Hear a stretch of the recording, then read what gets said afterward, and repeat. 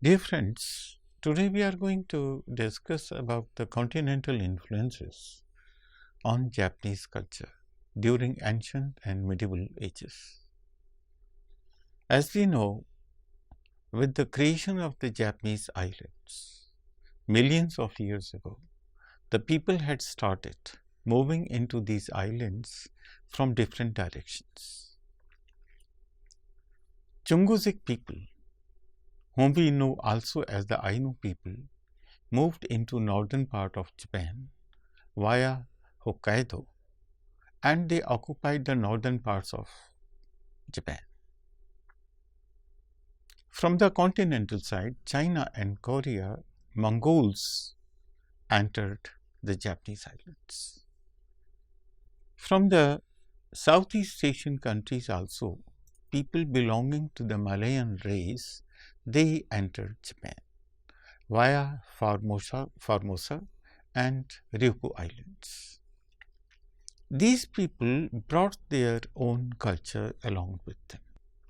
The Japanese civilization during the Paleolithic age was not so developed. Up till the Jomon period, that is up till 3rd century BC or so, Japan was passing through a hunting stage. Japanese people were able to make only pottery with the help of ropes, and it came to be known as Jomon period because of the design of the pottery of that time. Not much is known about this hunting age. People were living in pits, and agricultural activities also had not developed. Then comes the Yayoi period. During the 3rd century BC and thereafter, continuing up to the 3rd century AD, there were political turmoils in China. Because of the imperialistic wars in the country, a large number of Chinese people moved into the Japanese islands via Korea. They brought their Chinese culture to Japan. First, the Chinese culture reached Korea, and then with certain modifications over there, it reached Japan. Here starts another age in the history of Japanese civilization, which we know as Yayoi culture. During Yayoi culture, the Japanese people primarily learned a major part of the Chinese civilization, namely the script, which was Chinese, and it came to be introduced in Japan. Then certain social philosophies, Confucianism and Taoism, also came to be introduced over here. During the 6th century, slightly after the Yayoi period, Buddhism also came to be introduced from partly Korea and also partly from China. When we talk about the typical Chinese influences over here during Yayoi period, here we talk about the script which came to be introduced in Japan. The Japanese people were not aware that whatever they spoke about, it could also be put into writing.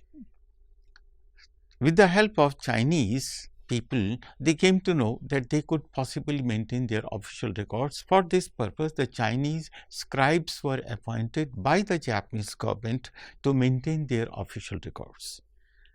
But the difficulty was that Chinese was not known to the Japanese people, so Japanese bureaucrats, they developed Japanese pronunciations of the Chinese script, Chinese kanji, and they started using the Chinese kanjis with Japanese pronunciation.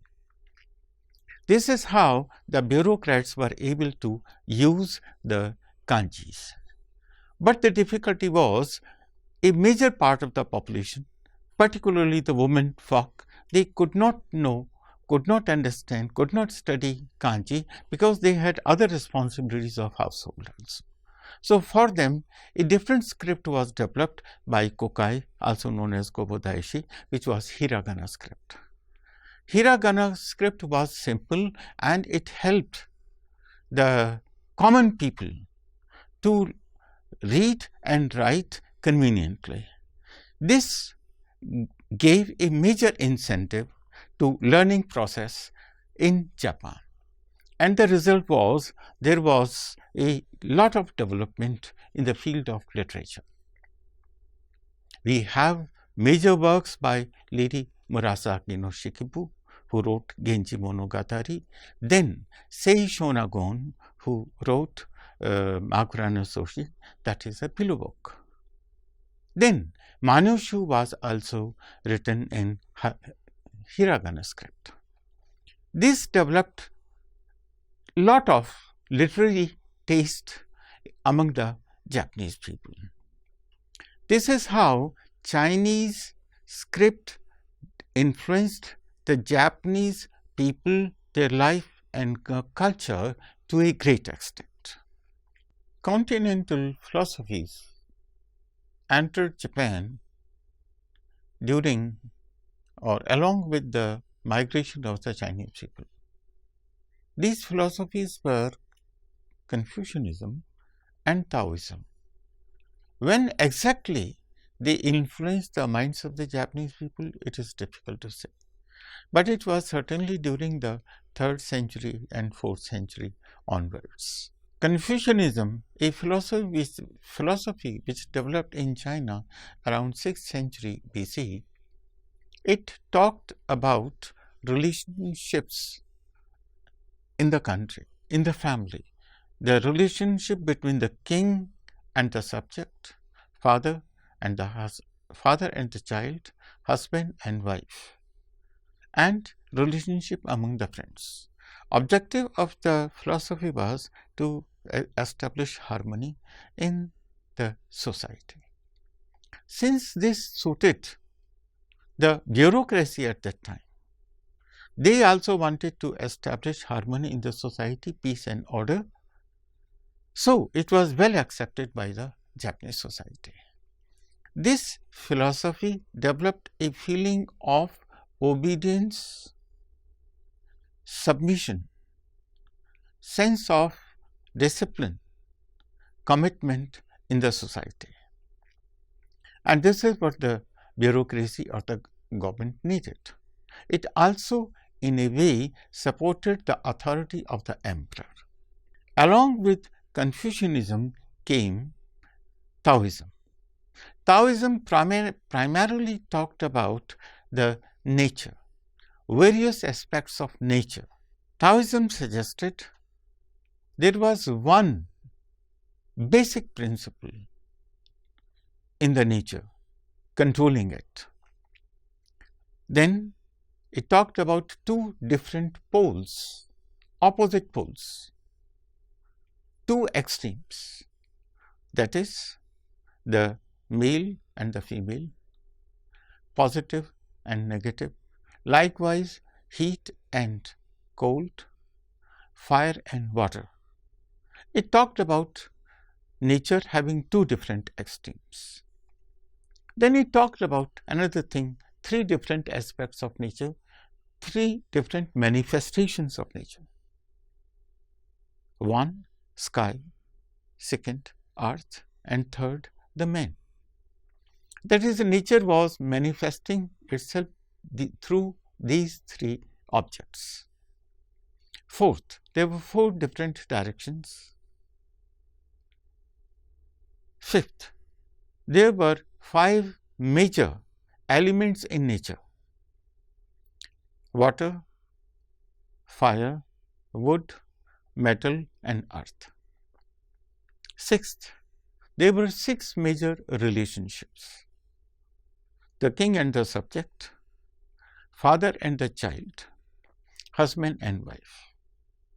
Taoism said that these were the basic elements of nature and the society, and they needed to be properly adjusted, managed and controlled.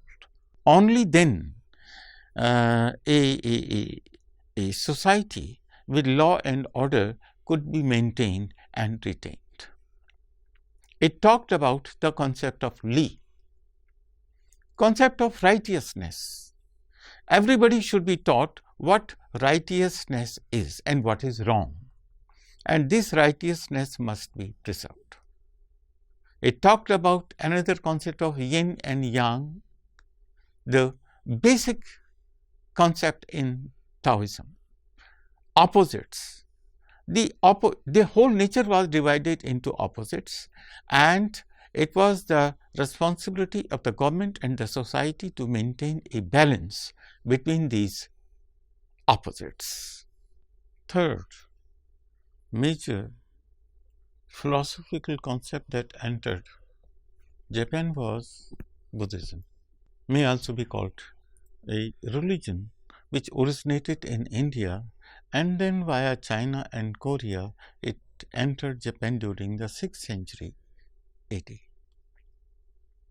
The ruler of kingdom of Paipche in 552 sent a delegation of Buddhist monks with certain Buddhist scriptures to Japan, introducing Buddhism as a great philosophy which could help the people in gaining happiness, prosperity, and freedom from all evils of all problems of human life. Suggested the path of simplicity in life, truthfulness, non-violence, and then doing good deeds towards others. First, it was a path of 4 principles, then to be divided again into 8 paths, Astmargiya philosophy. Buddhism came to be introduced during Asuka period, and Shotoku Taishi helped the spread of Buddhism in Japan. Shotoku Taishi was a great scholar. He studied Confucianism and Taoism, Shinto religion too, and he supported the spread of Buddhism in Japan. Buddhism influenced the 17 Articles Constitution, which was the brainchild of Shotoku Taishi and introduced in Japan in 604 AD. Shotoku Taishi suggested that all the provinces in Japan must have at least one Buddhist temple, and this is how Buddhism gained impetus in Japan. During Nara period, a few sects came into existence, 6 in all, but 3 of them disappeared soon: Kegon, Hosso and Ritsu. We will not go into the details of it, which can be studied separately. But then Buddhism continued finding popularity in Japan. During Heian period, saints like Saicho and Kokai, they went to Japan, studied over there. Saicho established Tendai sect and Kokai established Shingon sect. Likewise, Saito established a monastery in Mount Hiei-san, and Kokai also established a monastery, Shingon sect monastery, on Mount Koya or Koya-san. Buddhism was able to attract the Japanese people, though in the beginning it had the opposition from certain sects like Nakatomi and Imbe family, but then later this opposition was finished by the Soga clan, and Buddhism continued thereafter spreading without much problems. During Kamakura period, Nichiren and other 2 saints, Eisai and Dogen, they also spread Buddhism. Eisai developed Soto sect. Eisai established Soto sect, and Dogen established Renzai sect. These two saints suggested that it was necessary that one should realize the truth through meditation, and they suggested the concept of Zen. Zen originally was a Hindu word dhyana, which first reached to China and it became Chan over there, and when it was introduced in Japan, it became Zen. These saints suggested one should sit in meditation and then think about the God. Then only one can realize the God, the ultimate power of Lord Buddha. They suggested the method of Zazen, that is sitting in a certain posture like yoga posture of India, and then meditate. Another concept was koan, that is one should try to meditate in the sense one should think about certain issue. Koan means a certain question. The teachers of Buddhism used to give a certain question, certain problem to the student and ask him to think about it and find the solution. This is how Buddhism continued developing during Kamakura period. Buddhism continued its influence on the Japanese society thereafter also, but during later part, when Tokugawa period started under Ieyasu Tokugawa, Buddhism could not maintain its popularity because during Tokugawa rule, Shinto was given more impetus. However, Buddhism has continued to be an important part of Japanese social life up till today. Buddhism, in fact, touched the hearts of the people. It was a religion which promised all kind of happiness and prosperity and relief from problems of human life. The concept of Amida Buddhism, as it was suggested by Honen Shinran, it said that Lord Buddha was very kind and he would try to solve the problems of every living being. And all the people, because they were suffering from one problem or the other in their lives, they started believing in Buddhism.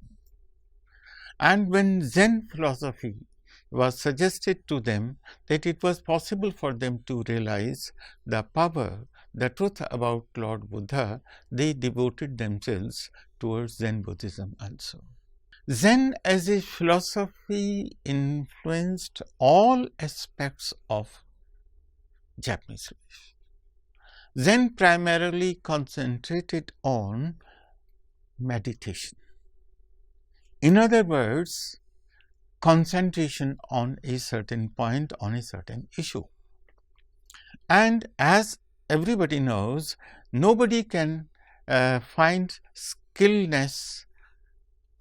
in any profession without concentration. This Zen philosophy influenced various arts in Japan, like the ikebana, tea ceremony, martial arts, no play, calligraphy, and other aspects of life also.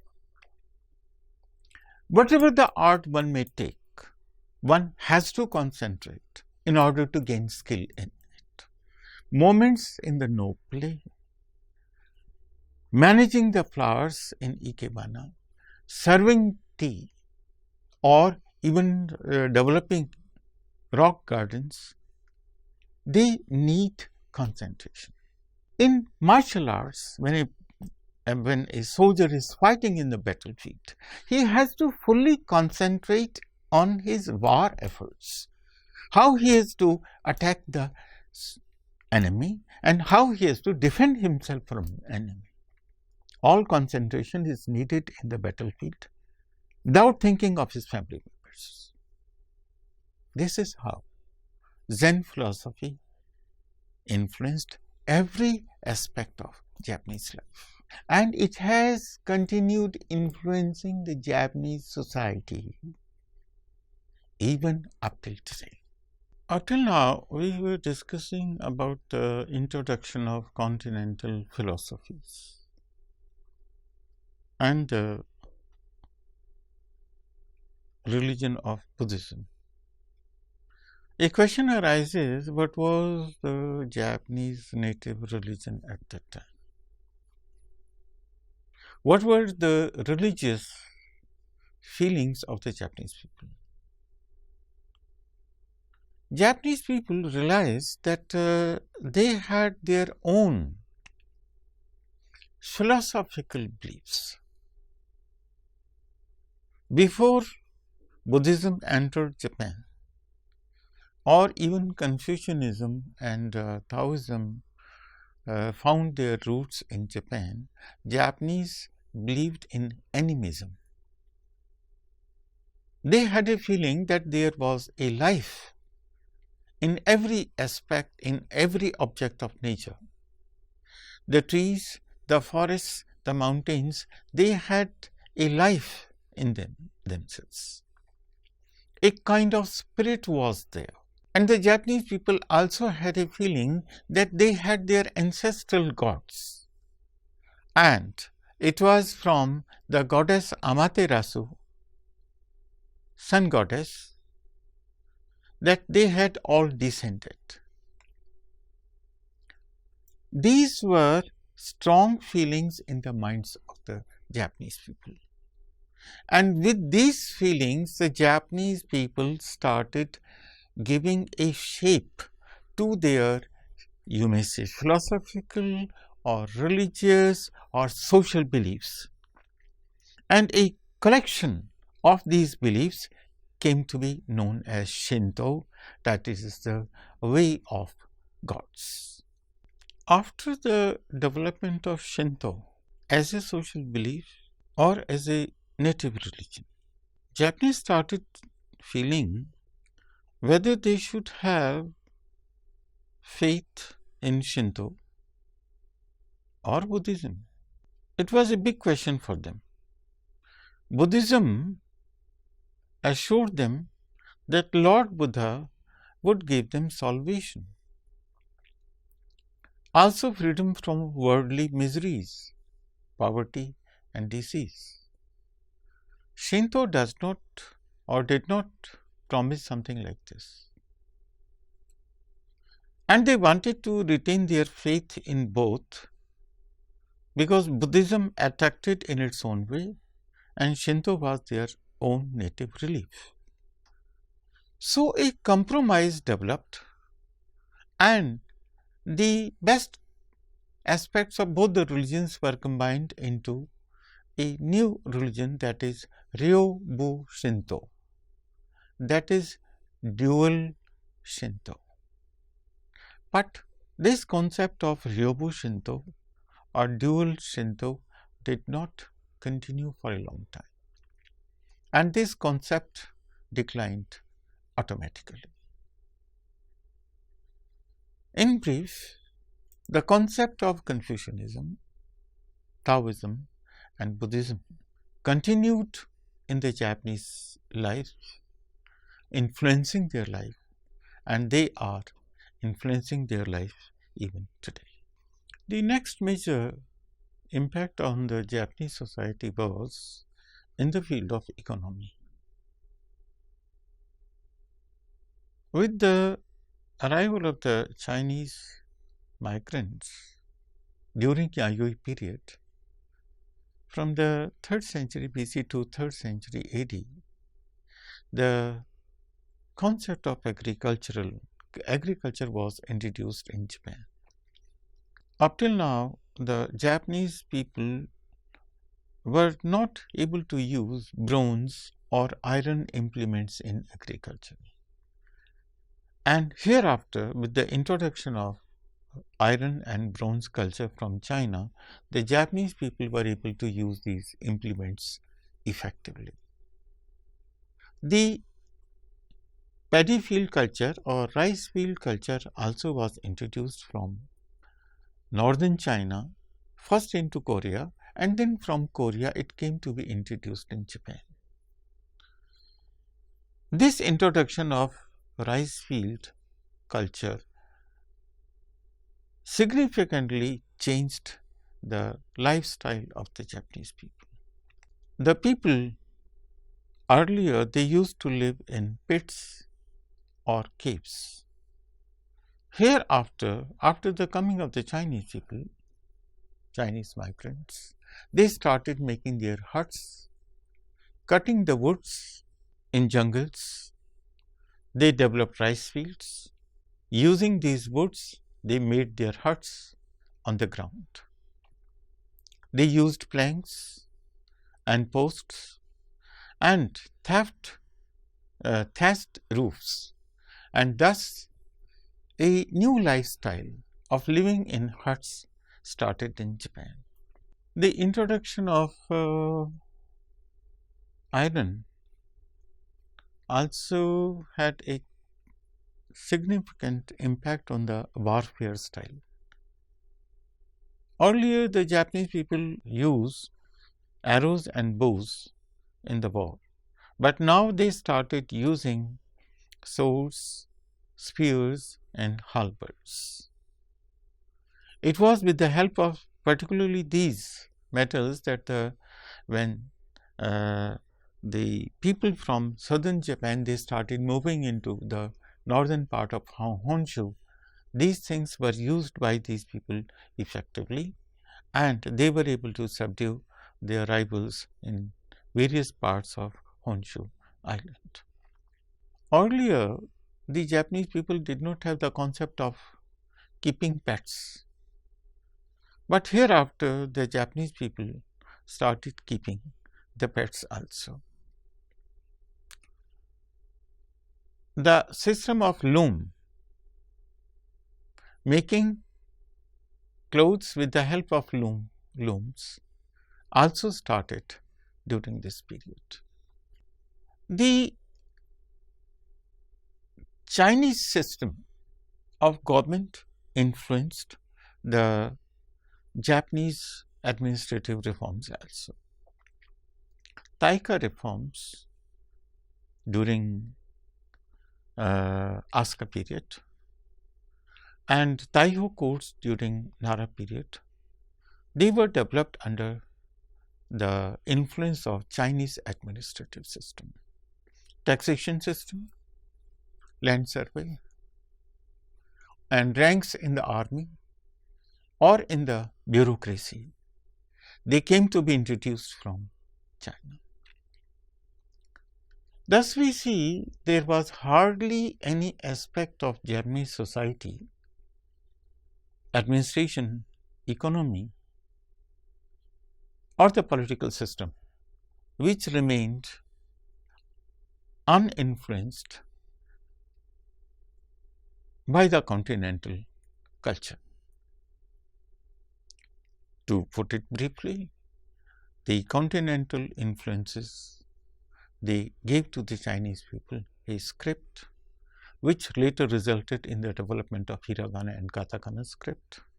They gave them philosophies like Confucianism, Taoism, and religion like Buddhism. They gave them development in the field of economy, and they gave them development in the field of administration also. These reforms, which were carried out from time to time, continued influencing the Japanese society up till the age of modernization in Japan.